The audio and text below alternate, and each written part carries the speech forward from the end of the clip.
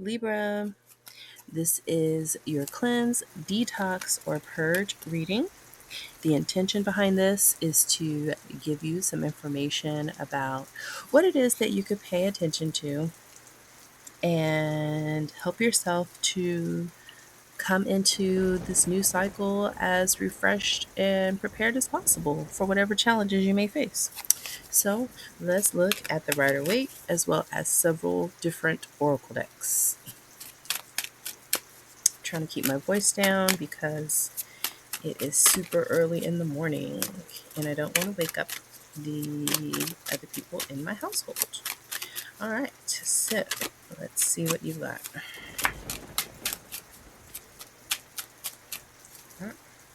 Okay, I got the Knight of Cups in reverse. I got the Hermit in reverse. Under the deck, the Ten of Pentacles. All right, what you might want to focus on trying to cleanse, detox, or purge. It looks like you have to contend with the energy of people secretly offering you empty offers, but presenting it as if it is a Ten of Pentacles energy. All right. So, I feel like this could be either you need to, detox these kinds of situations from your life or relationships in your life where you have a person that's not fully invested. With the Ten of Pentacles, I'm looking at, to me, this is like family, money, stability, legacy, um, mainly as it relates to material wealth. Okay. For me, the Ten of Cups is like family and happiness on an emotional level. This is happiness like on a financial abundance level. Underneath that card, I've got the Untold Story in reverse and the Wheel of Fortune and juggling. Yeah. So I feel like you might have a situation where you are in a stable home, life, family, or what appears to be on the outside a financially abundant, stable family structure. However, there's some hidden energy of either one or two people. This could be you and another person, or um, just you or just the other person, who secretly is not really offering any kind of emotional commitment to this. Like there's no emotion in it. It's just all about money. Okay. And this happens a lot.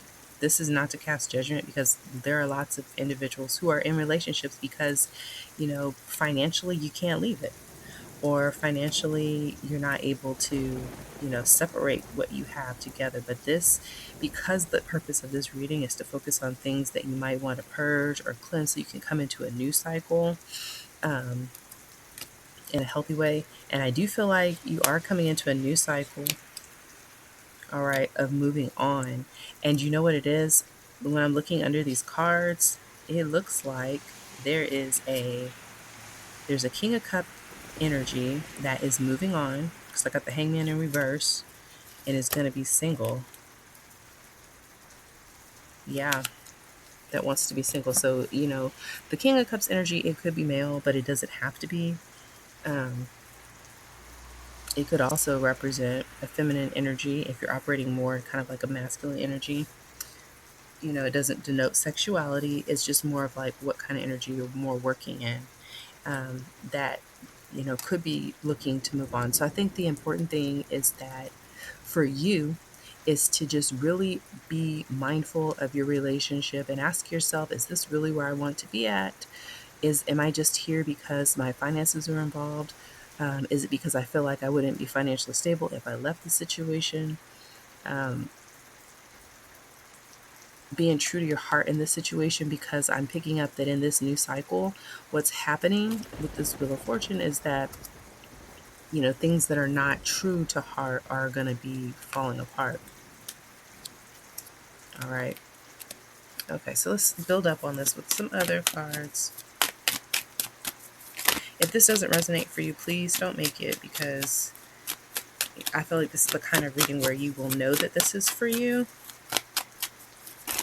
Um, I feel like if you have to question, then there's a good sign that, there's a reason why you're questioning. And then you can just try to really spend some time with yourself and ask intuitively to yourself, like, why is this a question that I would have about my own relationship? Okay. We have Journey by Moonlight. Okay. Believe in magic. And let's see. Solitude in silence, peace prevails. Okay. A bunch of cards that try to fall out. And then infinite abundance. Abundance is pouring into your life. All right. So, I feel like that you're coming into a cycle where the things that you may have stayed in, like I said before, because of financial stability, that structure is no longer going to be upheld in that way, where you could get away with, just staying in a relationship because you were getting some kind of money or some type of financial support. This to me is saying that your path to the abundance that you really need, that you really want, that goes above and beyond just 10 of Pentacles, is going to be based upon you spending some time in solitude. Because I feel like you don't have peace where you are. You might have material abundance, and you might have, or wealth, and you have stability and support, but you don't have peace. And you would have more peace if you were alone. Not forever. It doesn't mean that you can't ever be in a relationship, but it feels like this is saying that for you, it is super important for you to spend some time on your own so you can kind of regain your footing. Um, I feel like get your mind right, because with this Journey by Moonlight, I feel like you may have, I don't feel like you were really even, like, let me see. I feel like there was a lot of secrets. There's a lot of hidden stuff. Because also with this Hermit in reverse, and to me, that's like secrets too.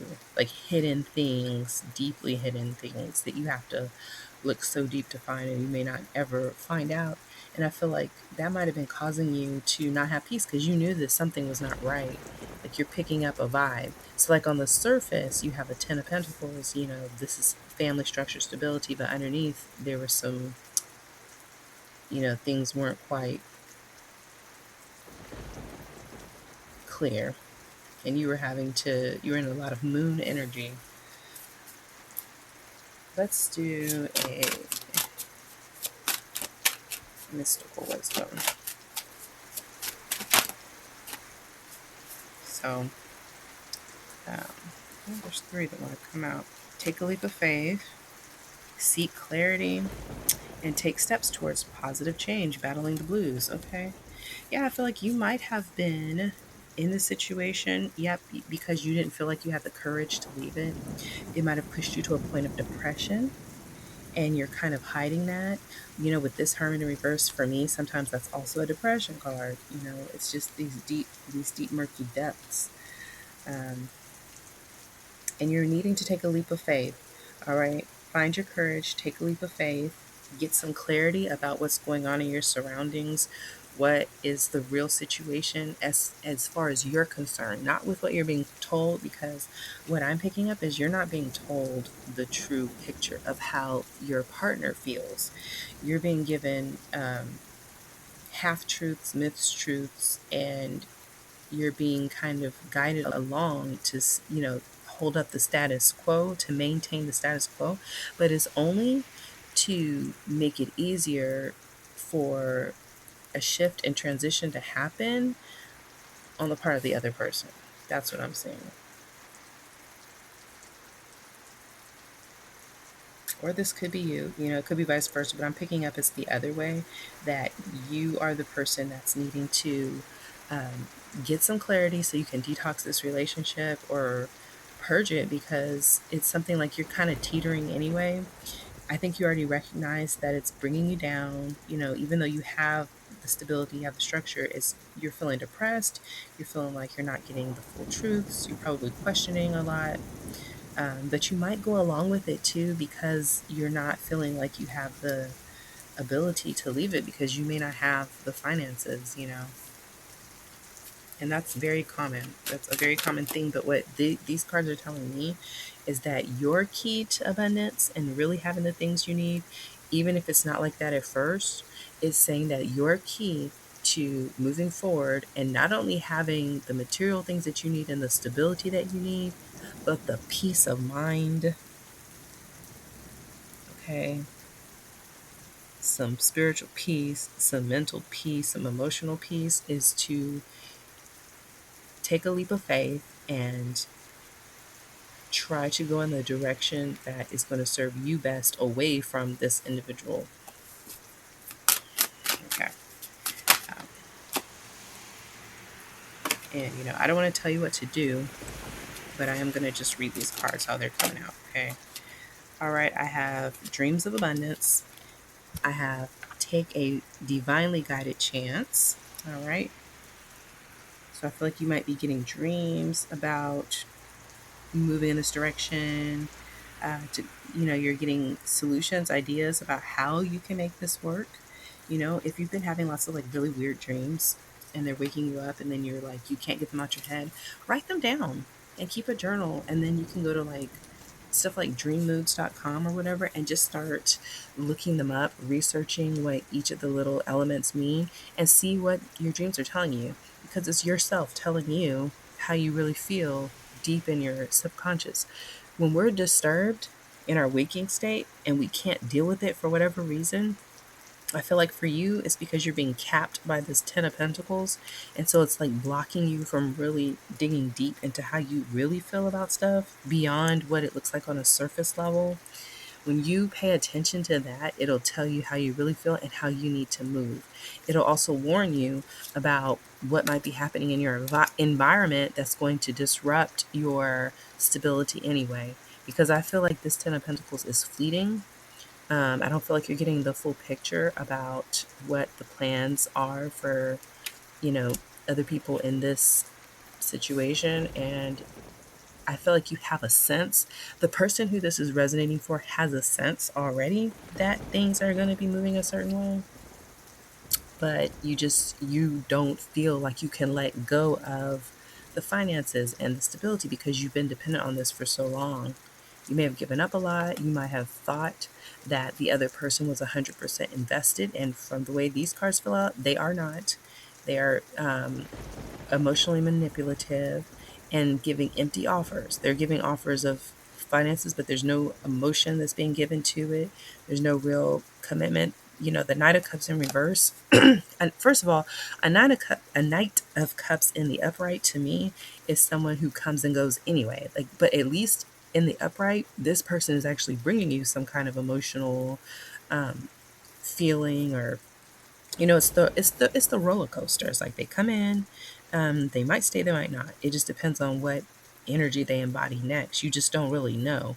But in the reverse, this person is coming in, but they're not even bringing emotions. They're acting like they're showing up on a horse as if they're coming in to bring you emotions, and they're acting and moving like a person that would be bringing you some type of emotion, some type of commitment, but the cup is completely empty. They're bringing you an empty cup, and they know they're bringing you an empty cup. So this is someone who knows what they're doing. They're not unclear on what their intentions are. But what's happening is you're being presented with the energy in such a way that you're confused and you're not clear about what it was, and that's how you were able to get into a Ten of Pentacles, because this could be a long-term relationship that you felt was supposed to be, stable, because you're just looking at the fact that you might have the house, you might even have the family, pets, you might even have, parents that live with you also and this person, because there's like an older man here. It looked like all the trappings of a long-term situation with family and like all that stuff, but it's missing the commitment, the emotional, any kind of heartfelt commitment in there. It could be it could be an arranged this could be an arranged marriage too, or an arranged situation, because that happens as well. Culturally, some people do that and that works for them, but the issue is if both people are not actually committed to that and you're not actually putting in um, 100% to that arrangement, that's where the problem comes. So the other card behind the deck is pay yourself first. So this again is telling me that you need to take care of, um, look look deep at yourself and ask yourself, if it wasn't about the money, if it wasn't about your stability, and you had an opportunity to leave and you were presented with another situation, would you stay here? And I think that'll be what you can really look into to figure out what you should do for your next steps. Would you stay here if you had an option to leave? If you had your stuff set up, if you weren't afraid that you weren't going to have finances, is what I think you should ask yourself. Because I feel like if you do ask yourself that, the way this is looking for the person that this is resonating with, you would say no. For the person, if you're listening to this, you're like, oh no, I would stay, it's not whatever, then this isn't for you. But for a person who is feeling maybe even trapped in a situation, this is saying that you should highly consider taking a chance, to free yourself of this, because it's not going to be a long-term situation, basically, one way or another. And you want to give yourself a good chance rather than being kind of like stuck in a rut and like kind of caught off guard. Just kind of get yourself thinking along the lines of, oh, this could be something that's not going to last long. It's been kind of maybe dragging along. I've been keeping it together this long, or we've been keeping it together, putting on a facade. I feel like, if this is you, that you're kind of putting up a facade. The other person knows they're putting up a facade. This would not be a surprise to you. None of this would be a surprise if you're listening to this and it resonates. Again, if it's not, and you're just like, oh my goodness, what could that be me? Then it's not you. I feel like this is for someone who knows already. So you're not, because the nature of this message is such, I don't want you thinking like, oh, well, this is telling me that I need to just leave this, 10-year marriage that I've been in because this might happen. Like, this is someone who already knows that this is what it is. This is more of a confirmation message for someone who is like right on the edge, like one foot out the door, but one foot still in because you're worried about money. All right, we have Going Beyond Normal from Sacred Rebels. A couple more. Bring it into form, and what do you feel? Okay, yeah. And then dream a beautiful dream. So this to me is saying it's important for you to kind of think outside the realms of what you usually do. Think beyond what you think you have the capacity to do on your own. I feel like if you've been in this situation, partially probably because it's a mental manipulation too, making you feel like you can't do things on your own without this person. You might have picked up a perception about yourself as being, less than and incapable. But that's not true, is what I'm saying. Um, it's important for you to ask yourself what you feel, like really weigh out your thoughts. Spend some time on your own, even if it's not necessarily like leave first and then figure it out, but like go take like an hour or 2 hours or whatever a day and go spend it by yourself and actually think to yourself, like give yourself a break and just kind of clarify your energy from where you are so you can really get in touch and in tune with what you feel about your situation. All right. And you can ask yourself those questions that I was saying before about, if I had the resources I needed and the support that I needed to remove myself from the situation, would I do it? And whatever you get when you do this, when you are asking yourself what you feel, then it's important to try to bring that into form. If it could be for you, no, I think I want to try to make this work. There could be a chance that this could work out. Then make the effort to do that. If it's, I need to remove myself and I think I'm going to take a chance and seek stability and, all that stuff on my own, then take the steps to do that. All right, but it's going to take you stepping outside of what you've come to accept as the norm in order to do that. All right. Let's get one piece oracle card, maybe two. I might go too long on the reading. It's kind of a longer one. All right, I have priority and persistence. Okay, yeah, this to me is that it's important, all right, to be persistent in your whatever it is that you come up with. Make it a priority, all right? I also have the forgiveness card. So I feel like this could be self-forgiveness, like forgiving yourself.